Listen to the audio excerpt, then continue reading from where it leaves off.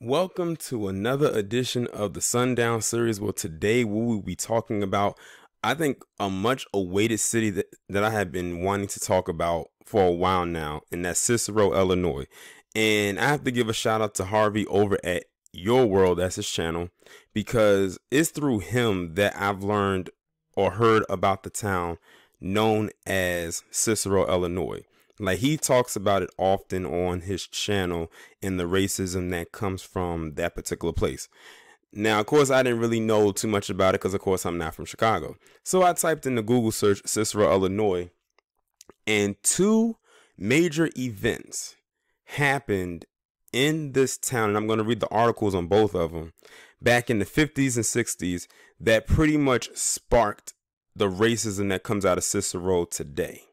Now, the first one I'm going to read about is called, it came from July 11th, 1951, called the Cicero Riot over Housing Desegregation. On the evening of July 11th, 1951, one of the biggest riots in U.S. history began after a young black couple moved into an apartment in an all-white Cicero, Illinois, west of Chicago. The husband, Harvey Clark Jr., was a World War II veteran who migrated to Chicago from Mississippi and was working as a bus driver. He and his wife, Johnetta, who met as students at Fisk University, had been crammed with their two children in a two-room tenement with a family of 5 on the city's overcrowded South Side. The couple found more space and cheaper rents in Cicero, closer to his work, but the sheriff turned them away when they first tried to move in. "Get out of here fast," the sheriff told Mr. Clark, shoving him out. "There will be no moving into this building." The laws of the United States had begun to favor housing desegregation by this time, so with a court order in hand, the couple finally moved their belongings into the apartment on July 11th as a mob formed around them, heckling and throwing rocks. The mob, many of them Eastern European immigrants, grew to as many as 4,000. Them just as a couple with their kids, which was just a few, 7 of them, because they said their family of 5, caused a mob of 4,000 to come out and do what they did. See how much of a threat black people are to the palm-colored lifestyle, even especially back then. That night, the mob stormed the apartment and hurled the family's belongings out of the third-floor window. The sofa, the chairs, the clothes, the baby pictures. The mob tore out the fixtures, the stove, the radiators, the sinks. They smashed the piano the couple had saved up for their young daughter to play, overturned the refrigerator, bashed in the toilet. They set the family's belongings on fire and they firebombed the building, leaving even the white tenants homeless. See, they hated black people so much that they didn't even care that the other palm-colored people that was living in the building stuff got destroyed. That's how much they hated them. The rioters overturned police cars and threw stones at firefighters who tried to put out the fire. The Illinois governor, Adlai Stevenson, had to call in the National Guard for the first time since the 1919 race riots in Chicago. It took more than 600 guardsmen, police officers, and sheriff's deputies to beat back the mob that night. It took 3 more days for the rioting over the Clarks to subside. The Clarks were prevented from spending a single night in Cicero.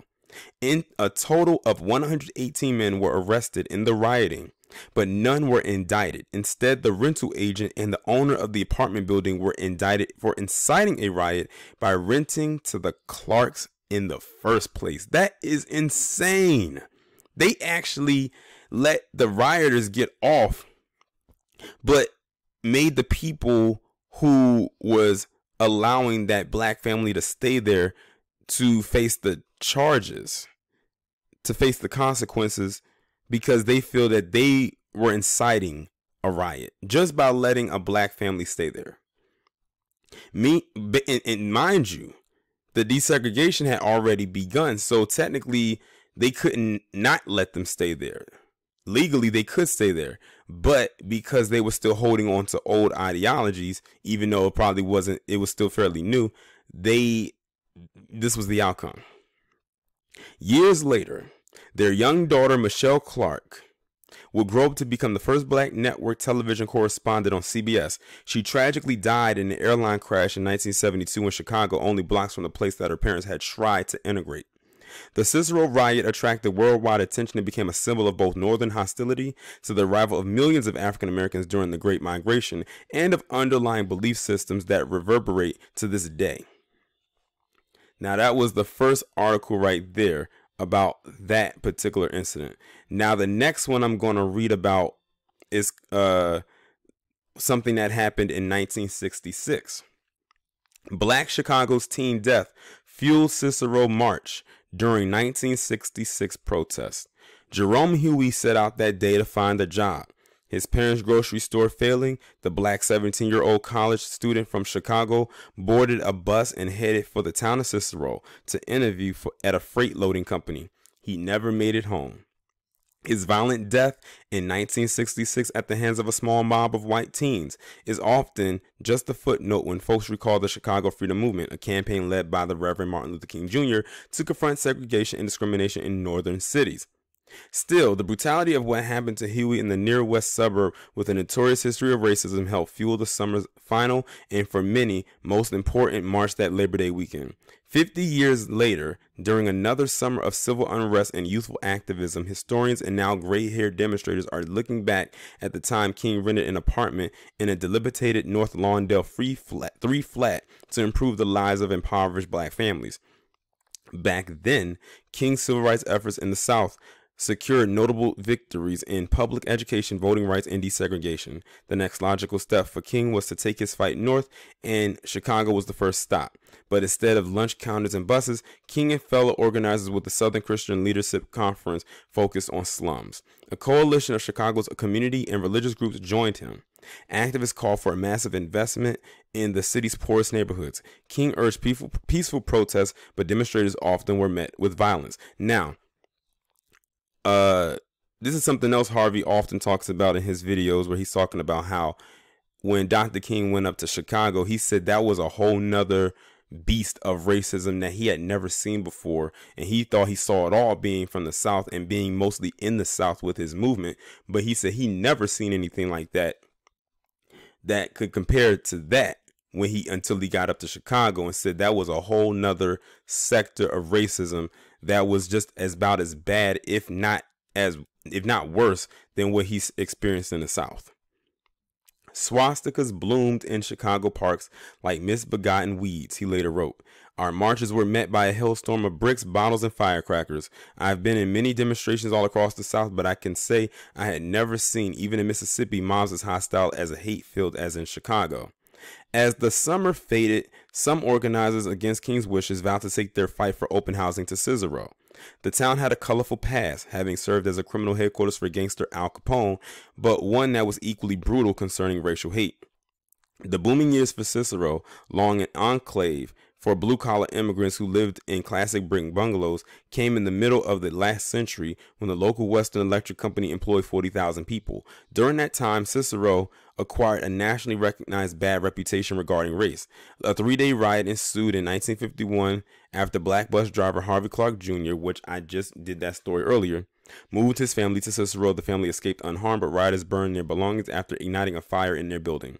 Years passed, but only a few African Americans were known to live there. Census figures from that time show, though an estimated 15,000 worked in the town. It was known as a sundown town back then, said Douglas Deutschler, author of the 2006 book Images of America, Cicero Revisited. There were many blacks who worked there during the day, but they knew they had to be out of town by night or face unspecified intimidation or possible violence. They knew that was just the standard at that time. So many ugly stereotypes persisted in that era. In fact, in 1966, Time magazine described Cicero as a Selma without the Southern drawl. Jerome Huey had grown up in mostly integrated Chicago neighborhoods. He probably wasn't aware of the danger, his sister Verdia Lawrence said. Her brother was attending college with dreams of becoming an engineer. He collected comic books and loved roller skating. 1 year earlier, he had graduated with high honors at Hyde Park High School, where he had been active on the ROTC drill team. He was a brilliant, soft-spoken man, Lawrence of the St. Louis area recently told the Tribune. He would design airplanes and their engines in his mind and draw them on pieces of paper. I think the world lost someone special that day, and they don't even know it. Huey went to Cicero for a job interview May 25, 1966 to help their parents' grocery store and pay for his education. On his way back to the bus stop that evening, according to the Tribune archives, 4 white teens attacked him with a baseball bat as he walked alone near 25th Street and Laramie Avenue. Now, doesn't that sound very close to what just recently happened with Ahmaud Arbery? He was simply jogging and then he gets attacked by these two inbred hillbilly hicks and they killed him, except they didn't use bats, they used a shotgun. Verdia Lawrence was 16 back then, and the 66-year-old grandmother still remembers the sight of her unconscious brother in a hospital bed. He was unrecognizable, she said, and died of his injuries days later. In 1967, 3 of the 14 charged with murder were convicted of voluntary manslaughter and sentenced to 9 to 20 years in prison. Each served less than 5 years, public records showed. Prosecutors dropped charges against the 14 who testified against the others. Lawrence said her brother's death resonates still. "Didn't anybody ever love me like my brother?" she said. "I often wonder how different my life would have been if he was alive, and to think they killed him because of the color of his skin." Though King had called off the Cicero demonstration after reaching an agreement with Chicago officials a week earlier to improve open housing efforts, a splinter group refused to yield. For Chloe Bryant and her daughter, Linda, then 19, it was the most important march of the movement, with or without King. Cicero had been such a racist community for years, said Linda Bryant Hall, now 69. "It was important to me to march down those streets to bring awareness and let the world know what Cicero was all about." She said demonstrators gathered beforehand inside a Chicago park near the town's border. The crowd was so small, they wondered if the highly publicized march would be canceled. They waited and waited even longer. Then, as the mother and daughter recall it, a man in a small crowd said in a booming voice, "It's step-off time," and suddenly folks began getting out of parked cars and emerging from doorways to join them. Worried for their safety of her daughter and the others, Chloe Bryant, now 93, says she planned to stay behind in the park to count and track marchers as they entered and left Cicero through the 16th Street Viaduct to make sure they make it back safely. But as the group swelled, she unwittingly found herself swept up in the crowd. Photos in the Tribune's archives of the September 4th, 1966 march captured the heated emotions of the day as about 250 marchers were showered with racial epithets, bricks, bottles, and firecrackers by an angry crowd of spectators that quadrupled the activists in numbers. "I looked around, and my poor mother was dodging bricks. More than 3,000 police officers and members of the National Guard with rifles and bayonets controlled the hostile crowd. The marchers proceeded south to 25th Street and then west to Laramie Avenue, where they held a prayer vigil on the spot Huey was attacked. His parents, Isaac and Ruth Huey, both now deceased, joined them. Oh Lord, this is where my son died," his mother cried. Chloe Bryant says she's still struck by the fact her own son survived the Vietnam War, but Ruth Huey's child went to Cicero and died. King later mentioned Huey's death in explaining why his decision to move into a city slum as part of the movement was more than an academic exercise. "The problems of poverty and despair were graphically illustrated," King wrote. "I remember a baby attacked by rats in a Chicago slum. I remember a young Negro murdered by a gang in Cicero where he was looking for a job. The slum of Lawndale was truly an island of poverty in the midst of an ocean of plenty." The Cicero March marked the summer's final demonstration. Despite several skirmishes, no one was seriously injured during the more than 2-hour, 4-mile march. Nearly 40 spectators were arrested on disorderly conduct charges. 50 years later, Cicero's population has changed dramatically. Nearly 90% of its estimated 84,000 residents are Hispanic. The African American population at less than 4% is still small. The intersection where Huey was killed is bustling with a hodgepodge mix of supermarkets and cell phone and retail shops. There is no plaque or other public marker in remembrance of the violence that occurred there 5 decades ago. Still, the town has taken steps to put its violent history forever in the past. Cicero entered into a consent decree with the Justice Department in the 1980s to end discrimination in housing and municipal employment. Officials agreed to recruit minorities for town jobs, adopt a fair housing resolution, and investigate complaints. In the late 1990s, when members of the KKK planned a rally in town, local activists and residents protested and the demonstration was canceled. And for a decade, the town has held an annual King Memorial celebration involving activists, government officials, and African American churches.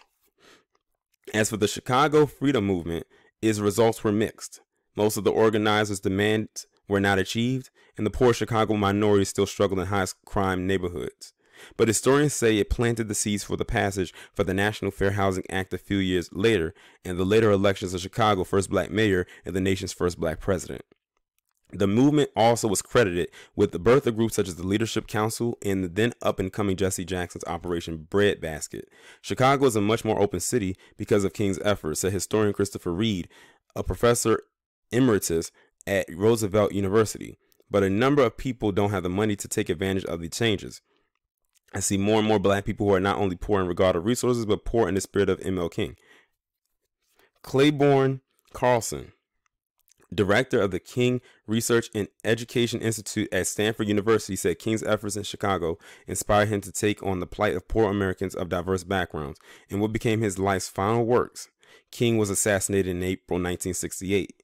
He came away convinced he needed to devote the rest of his life dealing with these issues. In April, the book of Chicago Freedom Movement, Martin Luther King Jr., and Civil Rights Activism in the North was released. Co-editor Mary Lou Finley worked with King in 1966, while the secretary to project manager James Bevel, a minister and key strategist in Selma and Birmingham, Alabama, as well as Chicago. Finley says she sees similarities with the young activists of that era to those demonstrating today in Chicago and around the country over police mistreatment of African Americans. Interesting story right there, but interesting background on Cicero, and I saw how they slid Chicago in there a little bit as well. But this tells me all I need to know about Cicero's rather dark past.